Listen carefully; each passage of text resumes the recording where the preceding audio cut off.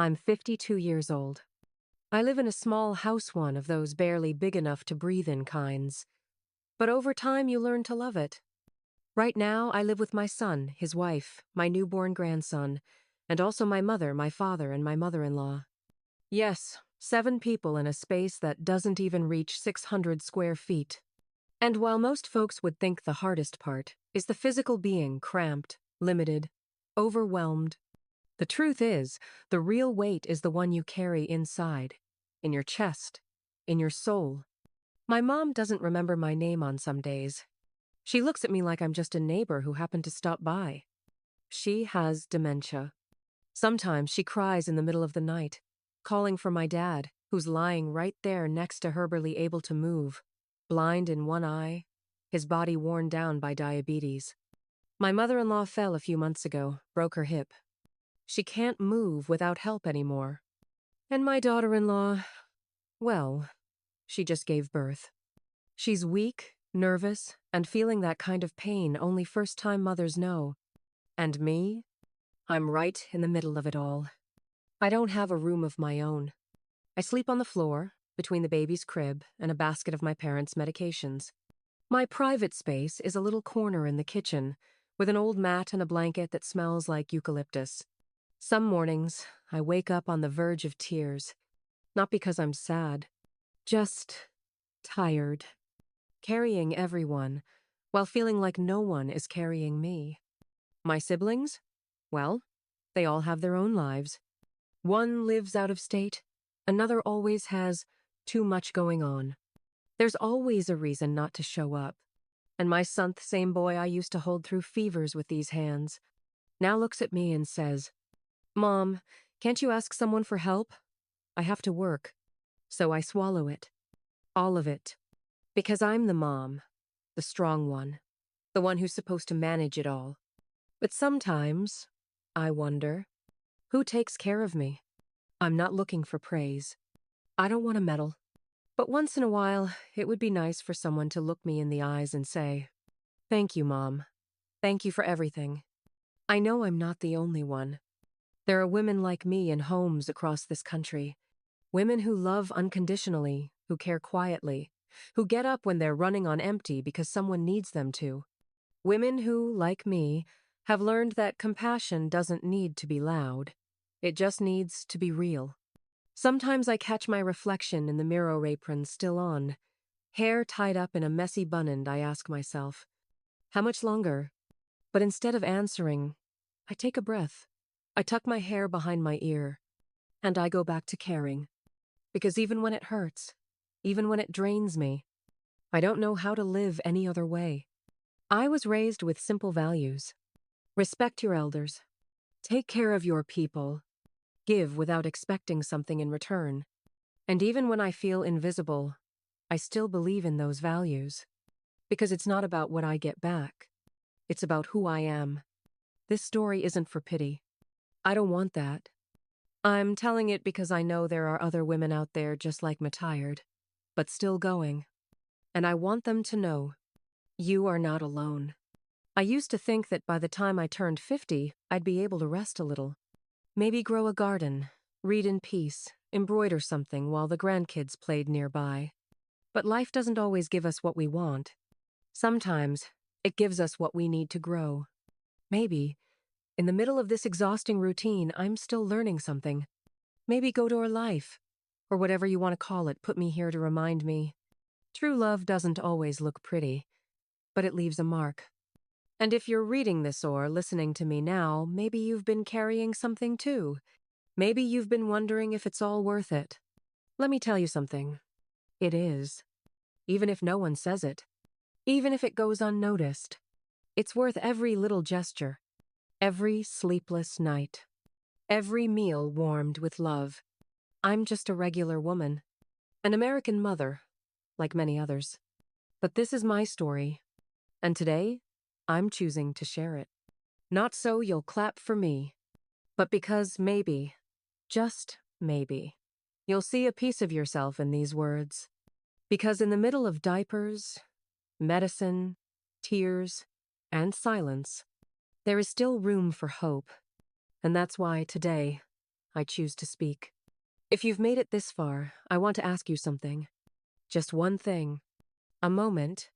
A breath. Not for me, for you. Because I know you're busy. Work, the house, the kids, bills, the constant noise, everything piles up and we barely have time to breathe. But that's exactly why I'm asking you to stay with me just a little longer.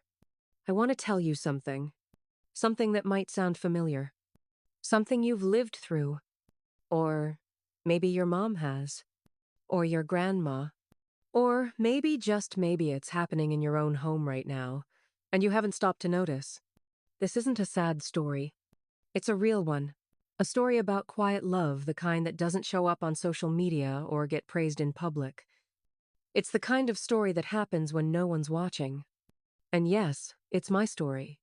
But it could just as easily be any woman's. Because there are many of us. Women who don't raise their voices but give their all. Women who care, who clean, who cook, who carry the weight. Women who forget themselves, so they don't forget anyone else. Maybe you know someone like that. Maybe she lives with you. Maybe she's your mom. Maybe she's your wife. Maybe she's you. That's why I'm asking you to listen. Not with your ears, but with your heart. Not to judge. Not to feel sorry. Just to understand. Because when someone dares to share their story, they're not looking for applause. They're looking for connection. They're hoping someone will say, I get it. I've felt that too. If you're a woman, listen like it's your own voice. If you're a man, listen like it's the voice of the woman who raised you. And if you don't know who you are in this story, just listen anyway. Sometimes, that's enough. I'm not anyone special. No degrees, no awards, no titles. But I've got something that matters. The experience of having loved without limits, and of having lost myself inside that love. And now, for the first time, I want to tell it. Not for attention, but so maybe, just maybe, you'll find a piece of your own heart inside mine. Thanks for staying. I thought I was just going to help my daughter-in-law. That was all I had planned. After the baby was born, I'd spend a few days at home with her helping with the newborn, cooking simple meals, changing diapers, the kind of things a mom does out of love. But life had other plans, and it didn't send a warning. The first was my mother-in-law. One morning the hospital called.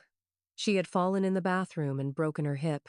Surgery, hospital stay, then full recovery at home. None of her other kids stepped up. Everyone had their reasons: work, space, their own children. And my husband, being the eldest, gave me that look I know so well. The one that says, "Could you?" I said yes. Because that's just who I am. Because I've always said if someone has nowhere else to go, our home is home. But I had no idea that one yes would change everything. My mom started forgetting things. Small things, at first, if she'd already eaten, where she left her glasses. But then, she began getting up in the middle of the night looking for my dad, even though he was lying right next to her. One day she couldn't find her way home from the grocery store. I found her crying on the sidewalk, lost, with empty bags in her hands. My dad's diabetes was getting worse too. He was losing weight. His feet were swelling. Walking became harder every day. So I thought, let me bring them to stay with me just for a few days. Let them rest here until they're stable. Those few days turned into weeks, and then into months. Before I even realized it, my home now held both my aging parents, my bedridden mother-in-law, my daughter-in-law recovering from childbirth, and a newborn who cried every 2 hours. And my house? It's not big. We have 2 bedrooms and a small eat-in kitchen. One bedroom is taken by my son, his wife, and the baby. The other I turned into a mini nursing room. I separated my mom, my dad, and my mother-in-law with curtains. I sleep in the kitchen. Well, sleep is a generous word. I nap here and there on a folded mattress with a sweatshirt rolled up as a pillow. There's no privacy, no quiet, no space. And the hardest part of all, no help? My siblings don't come around. Sometimes they call, but only to ask how mom and dad are doing, not how I'm doing. Once, I said I was tired. They told me, "You've always been the strong one." Like that explained everything. My son, he's not a bad person. He's just so buried in work. He doesn't really see what's happening at home. He comes in, eats, holds the baby for a bit, and falls asleep. He says, "Work's got me exhausted." And I think, and me? Who hears me when I say I can't take any more? One night, my mother-in-law had an accident in her bed. My dad vomited. The baby was screaming. And my mom, in her own world, was calling me by the wrong name. I sat down on the floor, put my hands over my face, and cried. Quietly. The way mothers cry when no one's looking. Not from sadness. From exhaustion. From not knowing who to turn to, where to go, or how to breathe under all that weight. I wanted to scream. But I didn't. Because if I screamed, who would keep going? So I got up. I cleaned. I changed sheets. I held the baby. I calmed everyone. And I kept going. That was the first time I understood what it really means to be the center of a family. Not the center in terms of authority. The center as the beam that holds it all together. The one nobody really sees.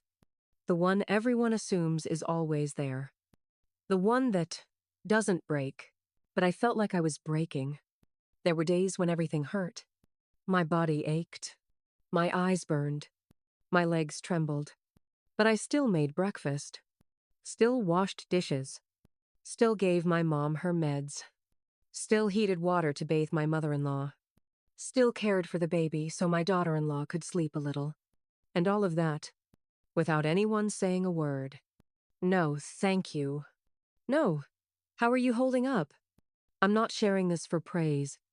I just want you to know if you've ever lived something like this. You are not alone. It's not easy to live this way. With people you love, yes, but who need more from you than you feel you have left to give. In a house full of people, yet feeling completely alone. This weight came without warning. And I welcomed it with open arms because that's how I was raised. Because I was raised by a mother who never complained.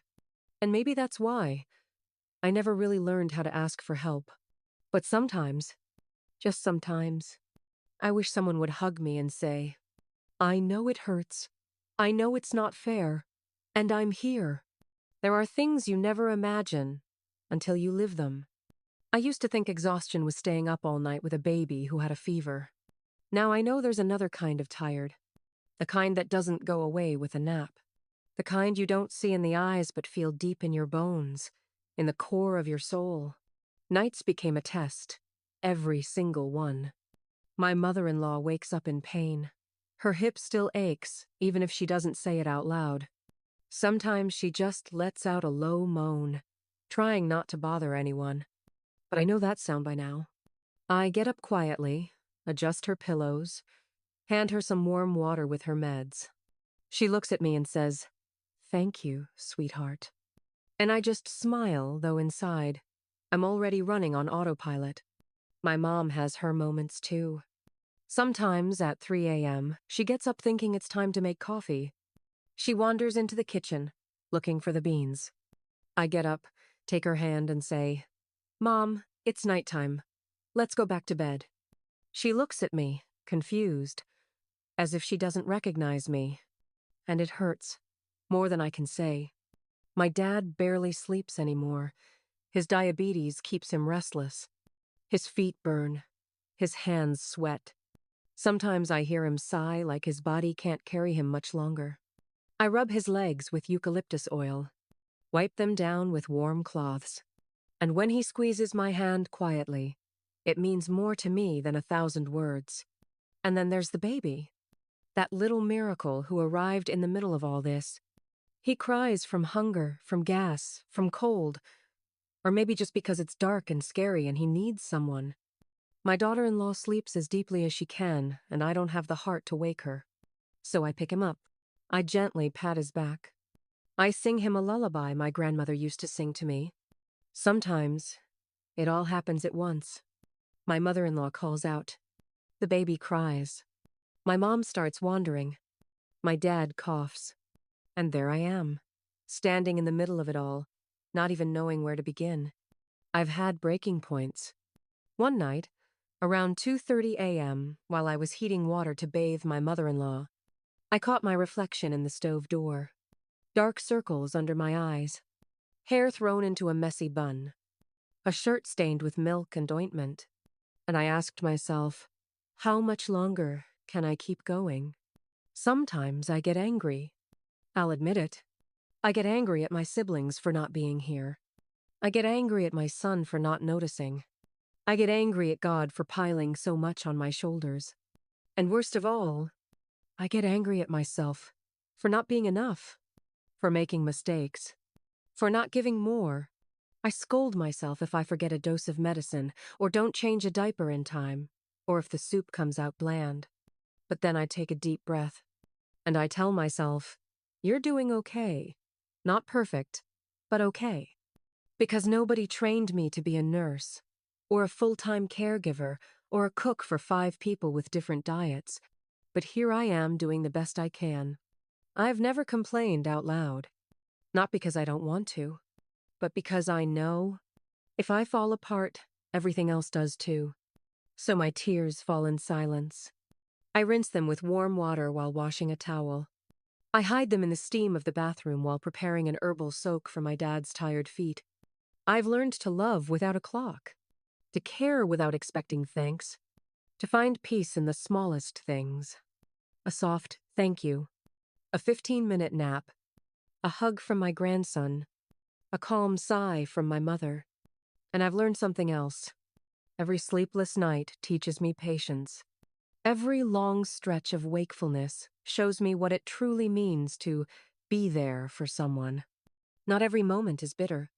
Some moments heal me. Like the day my mother-in-law, after a week without saying a word, looked straight at me and said, "You're more of a daughter to me than my own." Or the time my mom, in a rare moment of clarity, whispered, "You've always been my good girl." Or when my grandson, barely 3 months old, smiled at me in the middle of the night, as if he knew I needed that little piece of light. The truth is, these long nights have taught me more than any book ever could. About love. About endurance.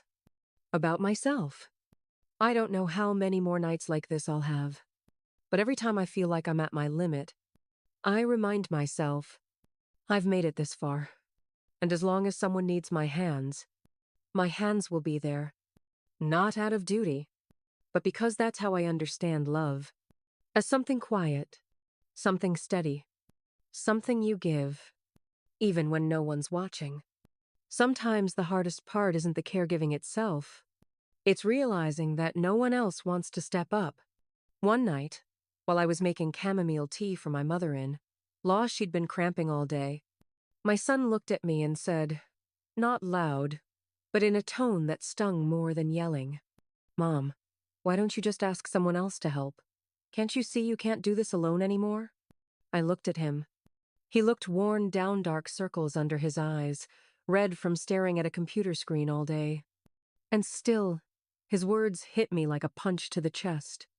As if I didn't think about that every single day. As if I didn't whisper to myself each night, what if I asked for help?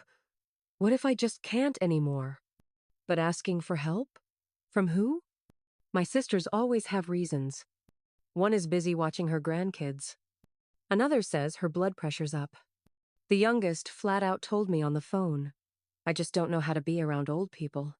It makes me nervous." I didn't even answer. I just nodded, though she couldn't see it. My sister-in-law, my husband's sister, came by once to visit her mom. She walked in, said a quick hello, looked at her lying in bed and said, "Oh God, this is just so hard to see. I can't do this, sis. It breaks my heart." She left 10 minutes later. Then she texted me saying she couldn't help because her husband's the jealous type and doesn't want her playing nurse in someone else's house. My son doesn't know, but I have asked for help. Plenty of times. But what I got wasn't handsit, was excuses. And deep down, part of me gets it. Not everyone's built for this. But another part of me, it breaks. And I ask myself, is my kindness being taken advantage of? Am I doing the right thing, or just letting myself get walked on? Because loving someone is one thing. Carrying the whole load by yourself because no one else will, that's something else entirely. So yes, I get angry. At them, but more at myself. I blame myself for not knowing how to say no, for not demanding more, for always smiling and saying, I've got it, when inside I'm barely hanging on. One afternoon, my son saw me in the backyard hand-washing a blanket that had gotten soiled. He said, Mom, can't you just hire someone? You're not young anymore.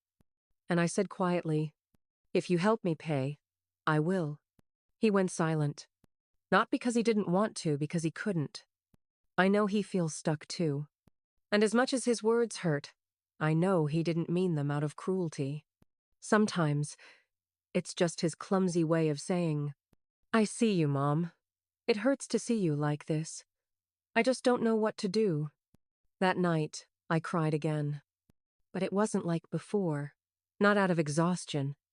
I cried because a truth hit me like ice water. No one's coming to rescue me. Not because they don't love me, but because they don't know how. So I made a decision.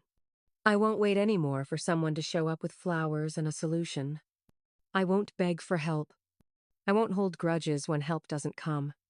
I'll keep going, but differently. Not out of obligation, out of choice. I'll keep caring. Yes, but I won't lose myself doing it. I'll learn to set soft boundaries. To say, I can't today, without feeling guilty. And when I cry, I won't hide it anymore. Because crying doesn't mean I'm weak, it means I'm human. That day, I realized something big. It's not about winning an argument. I don't want to win. I don't want to prove I was right, and everyone else was wrong. Because if I win, who takes care of Grandma? Of Mom? Of Dad? I didn't choose this to be some kind of hero. I chose it because I know how to love. And love isn't always pretty. Sometimes it hurts. Sometimes it drains you. But it also shows you who you really are. And what I found in myself, through diapers, tears, and silence, was strength. A quiet kind. Not the kind that lifts weights. The kind that gets up at 3 a.m. to warm a bottle without anyone asking. Yes, people have let me down. But I've let myself down too. By staying silent. By allowing things. By thinking if I just sacrificed more, things would work out. Now, I don't sacrifice. I act with awareness. I choose to love without becoming a martyr.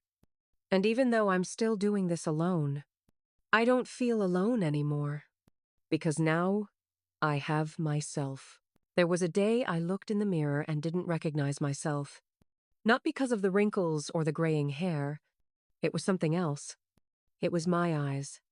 They'd lost their sparkle. The joy was gone.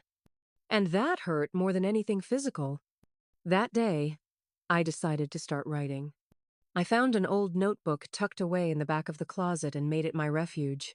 I'd get up before everyone, though I barely slept anymore, and while the water boiled for morning tea, I'd sit at the kitchen table and write. Nothing profound. Sometimes just a sentence.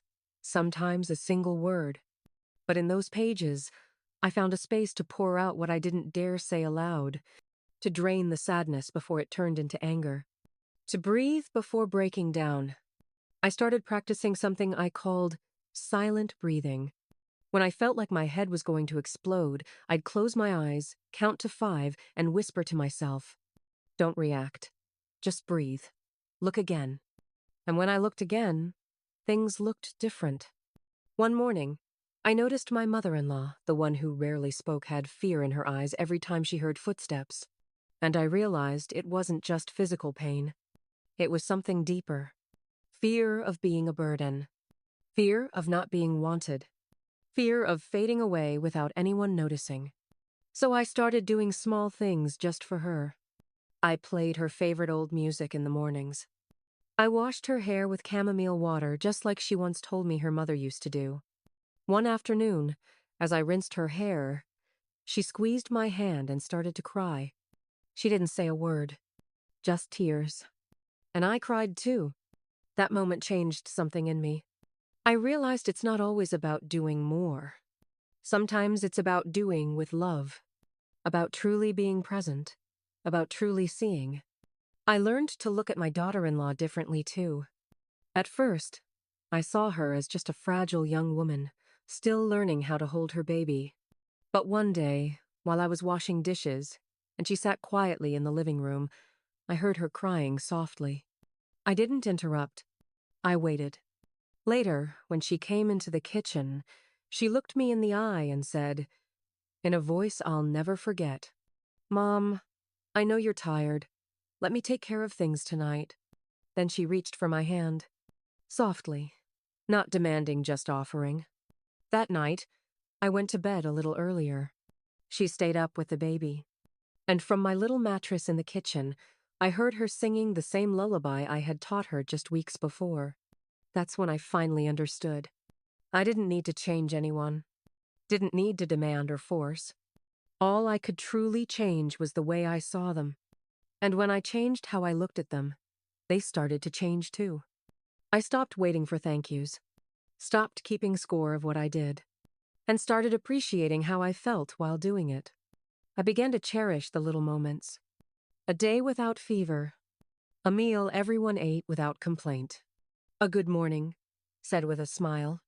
I realized that while I couldn't control what was happening outside, I could care for what was going on inside. So, I started caring for myself too. I let myself sit down with a cup of coffee, even if chores waited. I wore perfume one day, even though no one was coming over. I brushed my hair nicely, not for vanity, but to remind myself that I'm still a woman, still me. In my notebook, I wrote a line I now read every morning. Today, I'm not trying to change the world. I'm just trying to see it with more love. And little by little, things started feeling lighter. Not because there was less to do, but because there was less weight in my heart. My mother-in-law began calling me by my name again. My daughter-in-law and I started cooking together on Sundays.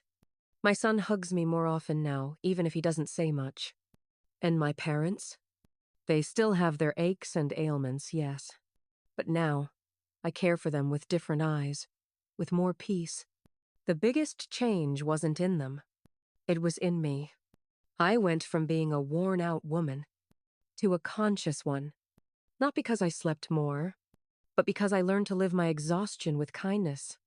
And though I still don't have a room of my own, I found a space inside me where I fit. A place where I listen to myself, hold myself close, and say, "You're doing just fine." It's been a few years since it all began. Sometimes I struggle to remember the exact moment the house stopped feeling like a makeshift hospital and started feeling like a home again. It didn't happen overnight. It came slowly like sunlight inching its way through the window after a long, hard night. My mother-in-law isn't bedridden anymore. She still needs help, but now she gets around with her cane, moving slowly but proudly. Sometimes she sits in the living room knitting and tells me stories from her younger day stories I've heard before. But now, I hear them differently. My dad still needs care, but at least he's no longer stuck in bed all day. He smiles more. And my mom, though her memory still fades in and out, has moments of sharp clarity where she looks me in the eyes, hugs me tight, and says, "Thank you, sweetheart, for never letting me go." My daughter-in-law has grown into a strong woman, stronger than she ever thought she could be. She handles so much now. Sometimes she even sends me to rest for a bit. It warms my heart to see her steady, sure of herself, that gentle kindness no longer hidden under fear. And my grandson, he runs through the house now, calls me Grandma Ma, and throws his arms around me whenever I bring him a donut. That little soul, the one who kept us awake at night, is now the one who makes us laugh the hardest. My son, the one who once said, "Why don't you ask for help?" Now he comes home earlier from work. He asks how I'm doing. He hugs me just because.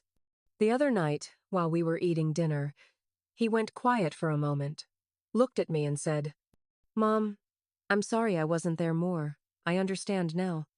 I just smiled. I didn't need anything more than that. I still live in the same house. The walls haven't changed. The roof still leaks when it rains too hard. The kitchen's still small.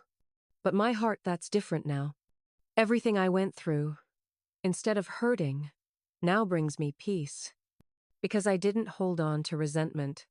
Because I didn't let bitterness win. Because I learned that love doesn't always show up the way you expect, but it shows up in its own time, when you stop demanding and start giving. I have no regrets. Not for the sleepless nights, not for the exhaustion, not even for the tears. All of it made me more patient, more human, more me. What once felt like a burden now feels like a blessing. What I used to call sacrifice, I now call meaningful service. That's not to say everything is perfect. Sure, there are still days I feel tired again. Days I miss having time to myself. Days I wish I had a room of my own. But now I have something greater.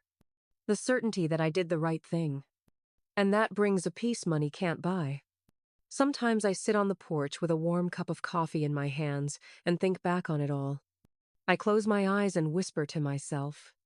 Yes, it was hard, but I didn't lose myself. I found myself. Because in the end, what carried me wasn't physical strength. It was faith that everything done with love leaves a mark. It was the quiet commitment to not let my family fall, even when they didn't know how to hold themselves up. I didn't have magic answers. I didn't have free time or constant help or vacations, but I had determination and a willing heart.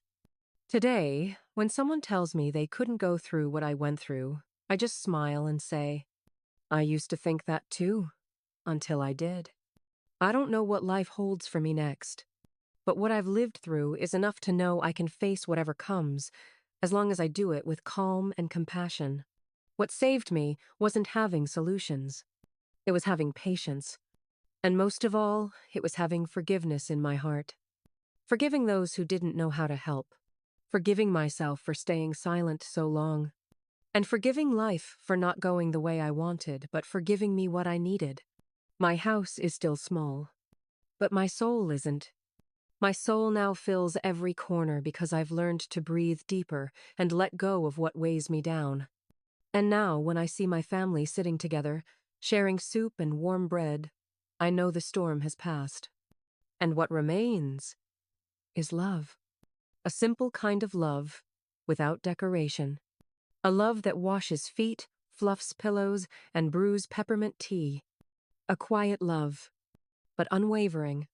That love was the light that, without making a sound, led us out of the dark. If you've made it this far, I thank you. Thank you for listening with an open heart. Thank you for pausing, for sitting with me through this small piece of my life. A life that may seem simple, but is filled with battles most people never see. I want to say something, from one woman to another. To you, maybe you're exhausted. You, who takes care of everyone. You, who stays quiet while your soul screams inside. You, who gives everything and often gets nothing in return, not even a thank you. You are not failing. You are planting seeds. Even if no one says it. Even if you can't always see it. Every meal made with love. Every sleepless night. Every moment of patience is a seed. And sooner or later, it will bloom. I know there are days that feel endless. I know there are moments when your body gives out and your mind just wants to escape. But I promise you, you are not alone. In so many corners of this world, there are women just like you, loving in silence, tired to the bone, but still going. And to those around these women, I want to say this, gently but clearly. Don't wait until the strongest woman you know finally breaks. Don't let her carry it all just because she always does. Even the strongest need to rest. Even the most patient need to be held. Strength is not a reason to leave someone unsupported. And silence is not a reason to stop asking. How are you? How can I help you today? As for me, I'm still in this small house. with old walls and a roof that creaks when it storms. I don't have a room of my own. I sleep wherever I can, with whatever I have. But this I know, there are no empty spaces left in my heart. Because I've learned something: the most important space isn't outside. It's within. And in that space, deep in my chest, there's still tenderness. There's still room for forgiveness. And above all, there's still space to keep on loving. Even when it hurts a little. I may not have a bed to call mine, but in my soul, there's room. Room for peace. Room for compassion. And room to keep being, quietly but powerfully, a woman who chose to love without conditions.